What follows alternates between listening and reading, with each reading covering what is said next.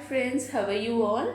So warm good morning to everyone. Let us start the part 3 video for this particular topic. This is all about the MCQs on the preamble, right? So we have already completed the part 1 and the part 2 where we have dealt about nearly 20 to 30 MCQs, and this is a part 3 for the same. Right, so before going into the topic, let me introduce myself. I am Dr. Sashi Prabha, who is presenting you this particular topic. Right, so let's quickly move on to the first MCQ for today. See here, the first MCQ, which of the following statement is true? You need to identify the true statement. Let us see the options here. In the Berabari case of the Supreme Court has said that the preamble of the Constitution is not a part of the Constitution. Right? What is the first statement here? In the Berabari case, the Supreme Court said that the preamble is not a part of the Constitution. Is this statement true or false? Yes, it is true. Okay, Berabari case means it took place in 1960. In 1960, the Supreme Court said that preamble is not a part of the Constitution. So this statement is true. Let's move on to the next statement. In the Keshavananda Bharati case, the Supreme Court said that the preamble of the Constitution is a part of the Constitution. So the Berabari case, whatever the statement or the judgment given in the Berabari case has been reverted, and in the Keshavananda Bharati case, they said that preamble is a part of the Constitution. Quite opposite. Berabari case and the Kesavananda Bharati case are quite opposite. So this statement is also true, and this Keshavananda Bharati case took place in 73. Right. So see the next statement. So our first statement and the second statement are true. See the next statement. The idea of preamble of the Indian Constitution has been taken from USA. Yes. In the last session also we have discussed about this. The idea of preamble, the concept of adopting a preamble has been taken from or borrowed from USA. So USA is the first country which has taken the idea of preamble, which has followed the preamble. Okay. So we Indians, we took this concept from the USA. So this statement is also right. So here you are supposed to identify the true statement. So all the three statements A, B, C are true. So what is our answer? Answer is option D. Clear? So now let's move on to the next question. So see here, the answer for this is option D. Let's move on to the next question, guys. So this is the second question for this session. In this preamble, the word secularism means, here you are supposed to know what is secularism. What is the meaning of secularism? Then only you can answer this question. So secularism in India means not having any official religion. We won't have any state religion. We respect, we follow all the religions. Everyone are free to follow their own religion. They are free to preach, practice their religion. But they should not force anyone. This is the definition of secularism in our India. Clear? So what is secularism? No official religion, no state religion. Everyone is free to follow their religion. Everyone has to respect the other's religion. They have the right to preach, practice. Right? This is the secularism. Now let's move to the options and find out which of the following option gives the correct meaning for this secularism. See the first option here. Option A, that is the minorities have freedom to worship their gods. Yes, minorities have the minorities or the majorities. Everyone have the freedom to worship their God in India. Okay, no restrictions on worshipping their God. So here not only minorities, even the majorities, everyone is having. So this is not the definition for secularism in India. See the second one. Religious festivals prohibited? No. We celebrate all the religious festivals. That may be Christmas, that may be Ramzan, that may be some Pongal or some Dashera. We celebrate all the religious in our India. Right? So, this is not right. Let's see the next statement. System that does not favor any religion. Yes, in India, we won't favor any particular religion. We support, we respect all the religions. Right? So, in India, we won't favor any particular religion, any particular festival. Right? So, this statement is right here. But let's see the next statement. Suppression of all religions? No, we won't suppress any religions. We respect all religions. So what is the answer for this? It is option C. Option C is the right answer for the meaning of secularism. Moving on to the next one. Which of the following is not mentioned in the preamble of our constitution? So they have given few words here. You have to identify which of the following words are not given in the preamble. Let's see the words one by one. So here the justice, fraternity, equality of dignity, adult suffrage. So which of these words are not there in the preamble? Always read the question carefully. Here you have to identify not there in the preamble. So here you can easily say justice, the word justice is there in the preamble. Social, equal, political justice, fraternity is there, equality of dignity or equality is there. Okay. So then what about this adult suffrage? This adult suffrage is mentioned in the constitution but not in the preamble. It is there in the constitution. In the constitution, article 326, adult suffrage is there in the article 326 but not in the preamble. Clear? Let me explain you once again. Adult suffrage is a word which is mentioned in the constitution in the article 326 but not in the preamble. Right? So this word is not there. So let me tell you, let me explain you what is this adult suffrage. This is nothing but right to vote. Okay? Right to vote. Adult suffrage is nothing but right to vote. Clear? Now, moving on. The answer for this is option D. Now, the next question here. What statement is not correct in the case of sovereign India? Again, you have to know the meaning of sovereignty. What is the meaning of sovereign here? Sovereign means not depending on any other country. Having independence. No other country can force on us, rule on us. That is the meaning of sovereignty. We have our own principles and we are free to follow it.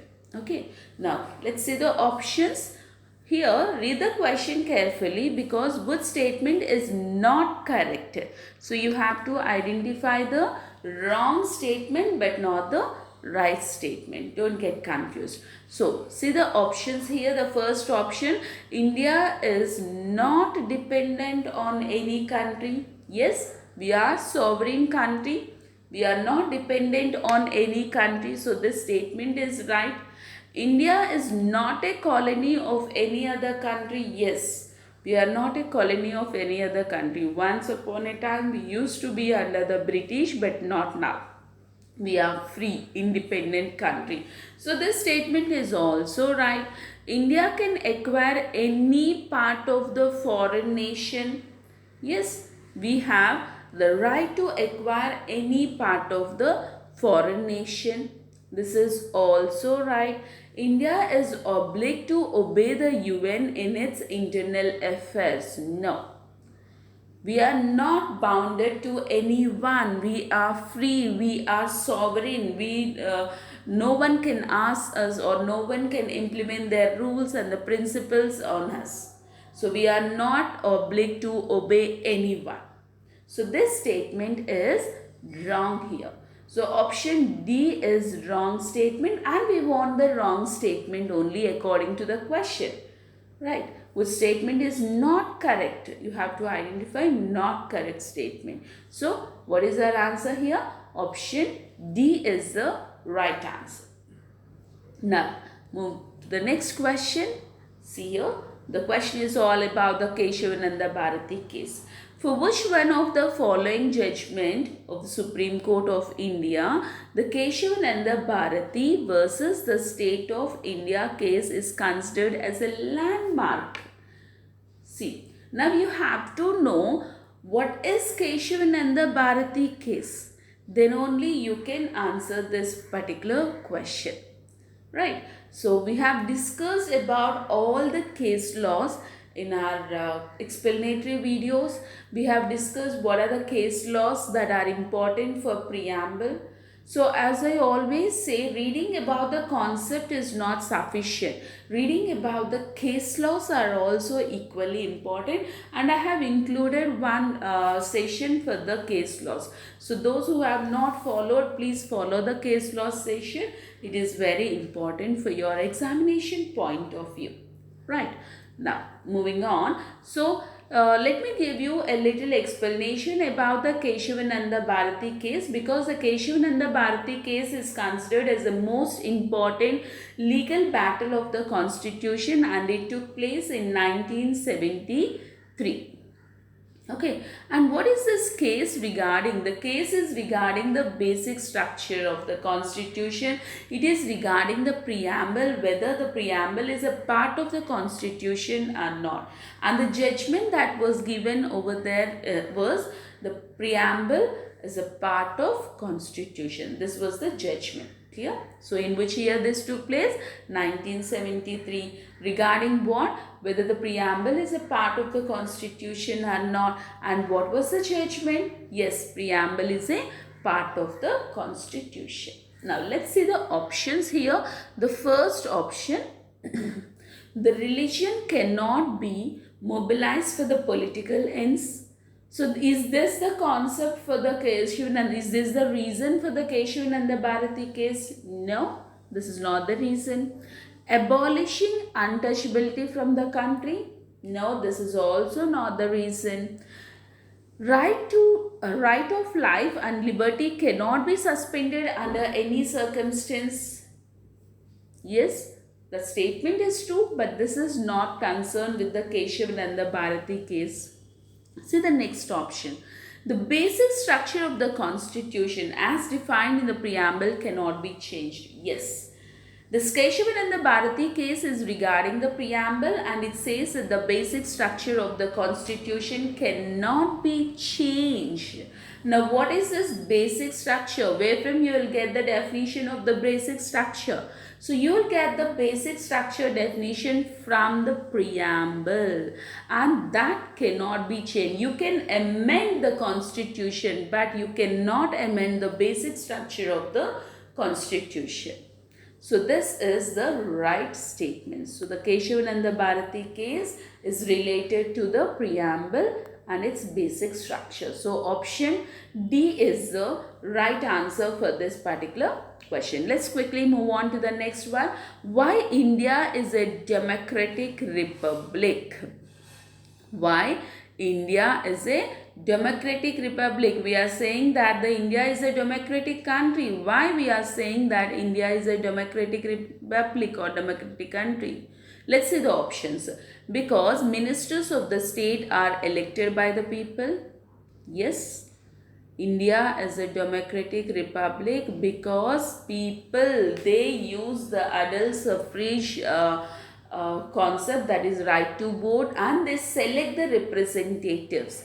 They have the right to select the representatives. Let's see the other options also.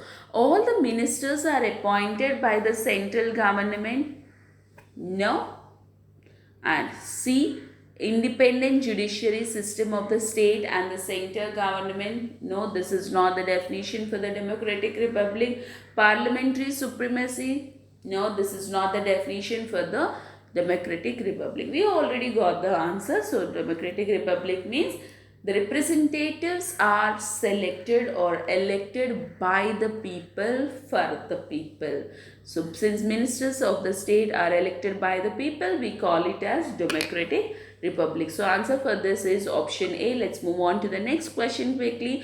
Which of the following attributes in the preamble states that no one should treat a fellow citizen as inferior?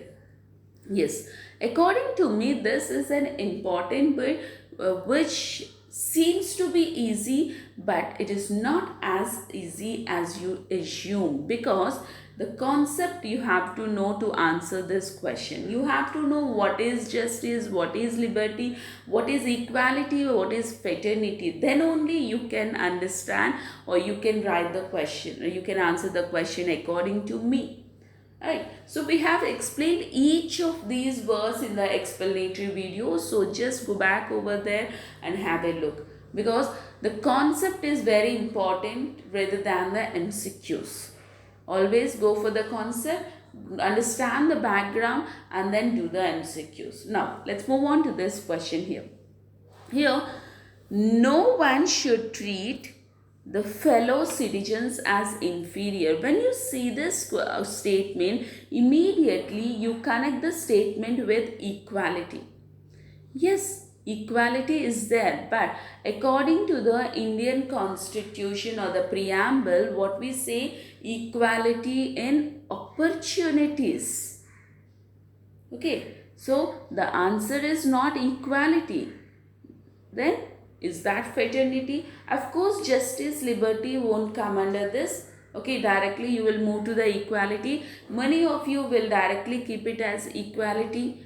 But when you see the concept of fraternity, fraternity under the constitution means assures the dignity of individuals. What is fraternity in our constitution? It assures the dignity of the individual, integrity of the nation. We should behave as if we belong to the same family, and no one should treat the fellow as inferior. Right? So under the fraternity, you cannot treat others inferior. You have to follow the brotherhood, and you have to feel that we all belong to the same family. So fraternity explains the equality here, and equality explains the equality in opportunity. Right, so the answer for this is D. So that's the reason why I said you have to read the question, understand the statement carefully. So answer for this is D, but not C, fraternity, which explains you the brotherhood. You have to treat the fellow as, you should not treat other fellows as inferior. Right, so option D is the right answer. Thank you guys, that's all for today's session. So subscribe the channel and click the bell icon so that you'll get all the upcoming notification. I'll come up with the next session where we will discuss about few more MCQs, and then we will start the next topic quickly. Right. Thank you guys. Take care. Bye-bye.